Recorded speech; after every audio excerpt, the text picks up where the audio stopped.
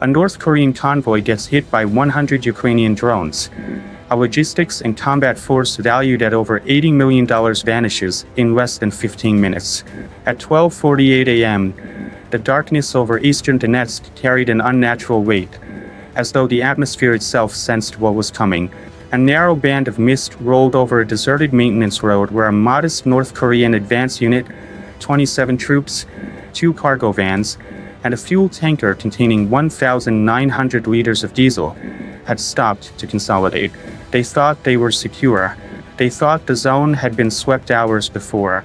But in contemporary warfare, assumptions are frequently the first victims. High above at 3,300 feet, a Ukrainian surveillance drone carved a frigid path through the sky. Its infrared sensor operated at 60 frames per second, hunting for anything disrupting the patterns of night. When its imagery reached the frontline command post in Kramatorsk, some 41 kilometers distant, an operator calmly tagged 3 thermal readings drifting close to the convoy's location. Shortly after, a backup assault group of 10 compact UAVs, each weighing no more than a large toolkit and equipped with a condensed explosive payload, got a wordless directive. Their motors fired nearly simultaneously, small flashes consumed by darkness, and the formation dropped through layers of fog like mechanical predators hunting warmth. The North Korean guards responded swiftly. A Su-23-2 gunner caught the initial glint overhead and unleashed fire, leaving a luminous thread of tracers skyward. 4 UAVs disintegrated within 7 seconds, debris tumbling uselessly into the vegetation. Yet one drone penetrated the wall of fire, skimming the ground at merely 4.5 meters. It impacted the fuel trailer's perimeter. No massive fireball erupted, just an abrupt surge of force, a spreading flash that opened a 24-meter zone and dazed the troops who hadn't yet shouldered their weapons. The blast was modest by combat metrics, yet its ramifications were vast. The unit panicked, transmitted false intelligence, and reported the area free of danger. And due to that error, the primary convoy, 63 vehicles in strength, drove directly into an ambush nobody anticipated. By 1:26 a.m., the far-off rumble of the previous detonation had dissolved into silence, leaving only the mechanical drone of engines advancing from the south. Then the landscape transformed, first as a distortion, then as the advancing barrier of armor. The main formation had arrived. It extended for 3.2 kilometers.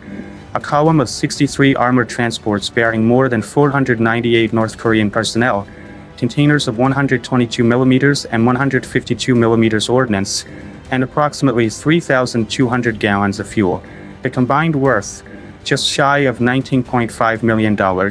Their forward lights cut sharp rays across the vacant terrain, and their intervals, precisely 93 meters between units, adhered to procedures meant to minimize collective losses. On paper, it represented a moving fortress, but procedures dissolve when circumstances change. 4 scout vehicles headed the procession, each outfitted with dual-spectrum thermal scanners reaching out to 2.3 kilometers. Every 28 seconds, a steady transmission broke through the radio, "Sector clear." Yet those of us observing this understand what they didn't. The detonation wasn't a random attack. It was a preliminary strike in a far larger scheme. If you occupied that convoy, would you accept a quiet you couldn't rationalize? At 1:41 a.m., a Ukrainian observation drone descended to 3,150 feet, recording sharp infrared profiles of each vehicle. A targeting grid lit up the command station displays. Priority A, munitions transports. Priority B, armored security. Operators murmured corrections, synchronizing positions with clinical exactness. Then came the secondary disturbance. A lone decoy UAV passed low beside the convoy's edge. A Su-23-2 reacted immediately, unleashing 41 bursts that tore the drone apart midair. The gunners celebrated, but in their reaction, they exposed their firing patterns, ammunition consumption, and vulnerable sectors to the observing Ukrainian controllers. And that intelligence would determine everything occurring in the following segment. Because at 2:50 a.m., the actual swarm was approaching. At 2:12 a.m., the heavens above Donetsk merged into one seamless expanse of black. The convoy maintained its northern advance, oblivious that every rotation of their tires was being monitored in thermal detail from 3,150 feet overhead. Within the Ukrainian command facility, operators secured their headsets as the strike interface activated. A radiant field of 63 mobile heat sources pulsed across the screens, arranged in a pattern that appeared organized yet perilously routine. In a fortified shelter close by, the attack force prepared. 205 OSA-class drones, constructed from carbon frames, TDC shells, and air-cooled motors, stood ready on 3 rural clearings. Their payloads differed: compressed info charges, focus penetrators, and multiple thermobaric devices designed for confined spaces. Each drone massed less than 19 kilograms, yet contained sufficient power to penetrate armored surfaces. At 2:27 a.m., the initial order was transmitted. A formation of 15 decoy drones took off, climbing gradually to 420 meters, replicating the profile of larger platforms. They traveled in calculated, leisurely patterns intended to provoke the ZSU-23-2 teams into premature response. The strategy succeeded. The convoy's primary gunners expended over 220 rounds into the darkness, dispersing the decoys in a shower of sparks. But each volley drained critical ammunition they would shortly require. With their weapon trajectories mapped and their detection systems overwhelmed by the decoys, the second stage commenced. At 2:34 a.m., 110 assault drones activated concurrently. Their collective engine thunder swept across the plains like an incoming tempest. Flight routes were preloaded. Crescent patterns, rapid descents, ground-following sprints no higher than 6.8 meters above terrain. Algorithms designated each drone a specific objective: ammunition vehicles, fuel tankers, armored defenders. Behind them, 80 backup drones equipped with varied warheads awaited the ultimate directive.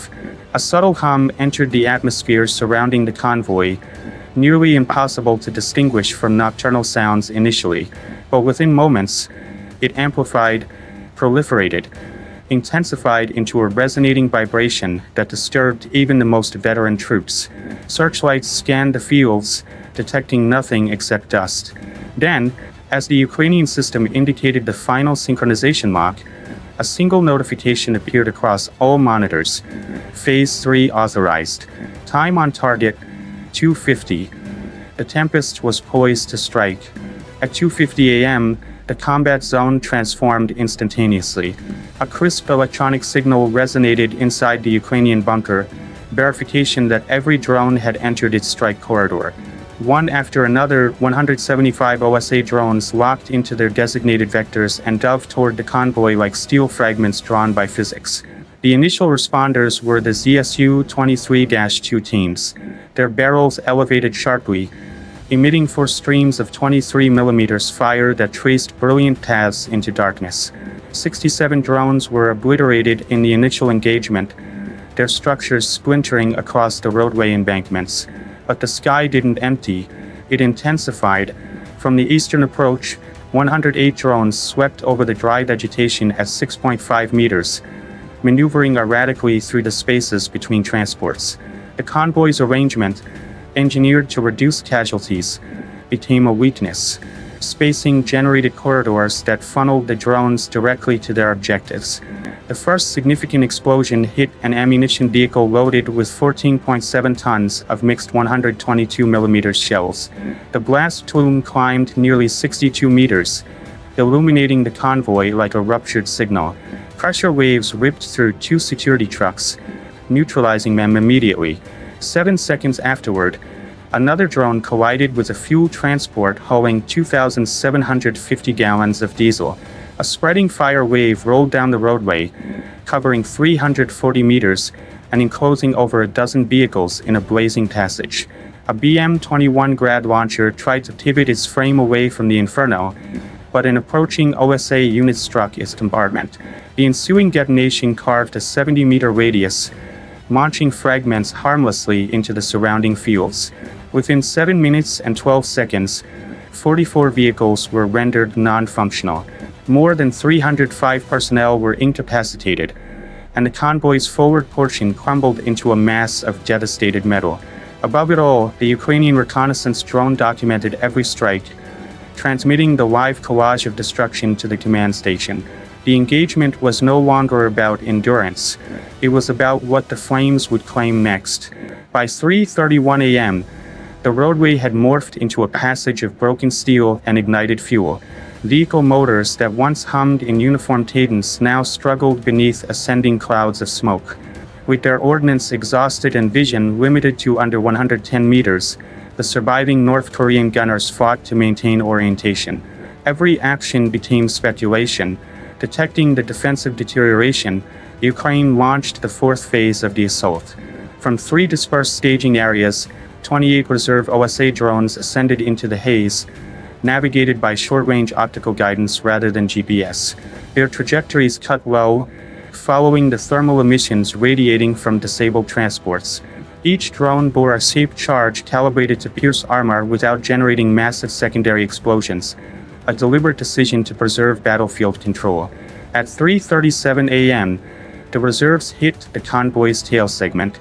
A cluster of drones struck a storage vehicle holding 152mm propellant charges, creating a delayed shock detonation that spread across 68 meters of pavement. The explosion didn't hurl wreckage upward. It compressed the vehicle inward, collapsing it like malleable metal. A small contingent of surviving troops tried to establish a defensive boundary near 2 armored escorts. They succeeded in neutralizing 11 incoming drones, filling the air with momentary flashes of intercepted flight, but the sky darkened once more as 24 OSA units approached from the northern tree lane, leveraging blind zones created by the previous detonations. The resulting combined impact overwhelmed the defensive circle, terminating their resistance in seconds. By 4:40 a.m., fire had engulfed nearly 1.15 kilometers of highway. The convoy's unity disappeared, replaced by isolated outlines and sporadic flashes buried within the smoke. Motors fell silent, communications severed, and no vehicle remained functional for travel. The operation had accomplished near-complete battlefield isolation. What remained was only assessment, a calculation of what this night had genuinely demonstrated. At 5:15 a.m., the first satellite sweep passed over northern Donetsk. What it recorded was not a combat zone. It was a schematic of change. Every vehicle in the convoy's 63-unit configuration appeared as a cold, stationary outline. Thermal analysis revealed no active engine traces, no organized personnel movement, and no surviving escort capable of regrouping. The column hadn't simply been stopped. It had been deconstructed piece by piece. Ukraine's casualties appeared on a separate display. 151 OSA drones eliminated, 54 returning to their deployment locations with drained batteries and heat-damaged frames. The total expense of the swarm, components, motors, warheads, stayed below $410,000. The devastation inflicted, however, approached nearly $19.5 million, generating a cost disparity of 1 to 47, a proportion nearly unprecedented in ground combat. Analysts reviewing the night's recordings observed a trend. The OSA swarm functioned less like aircraft and more like a unified entity. Forward drones absorbed defensive fire. Middle-tier units utilized openings.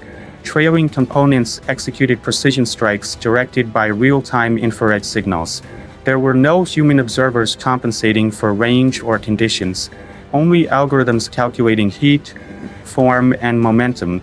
For generations, military doctrine maintained that armored formations and concentrated firepower determined battlefield superiority. But the wreckage along 1.15 kilometers of highway conveyed a contrasting narrative.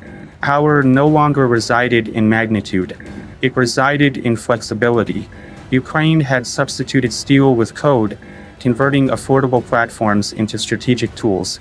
Electronic warfare networks, anti-air autocannons, and convoy spacing. Everything the defenders relied upon proved inadequate against a threat measured in multiples rather than singularities. The OSA drones didn't shatter the traditional framework. They circumvented it completely.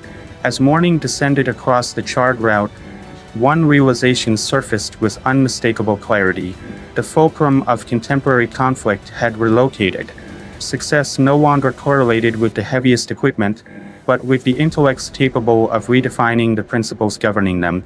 As the haze dispersed and sunlight illuminated the destroyed highway, the battlefield exposed more than wrecked vehicles. It exposed an inflection point, a formation of improvised machines, each valued less than a consumer appliance, had outpaced an entire armored column engineered for a previous generation. What transpired here wasn't merely a strategic success. It was an illustration of how innovation can contest the pillars of conventional warfare. The footage captured throughout the night, infrared outlines, sequential detonations, and the wordless precision of synchronized drones, will be analyzed long after the final embers cool. They prompt questions that extend well beyond the next.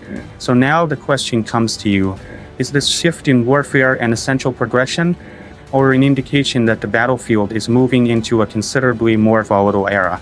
Express your perspective below and let's discover where this conversation takes us. Claude is AI and can make mistakes. Please double-check responses.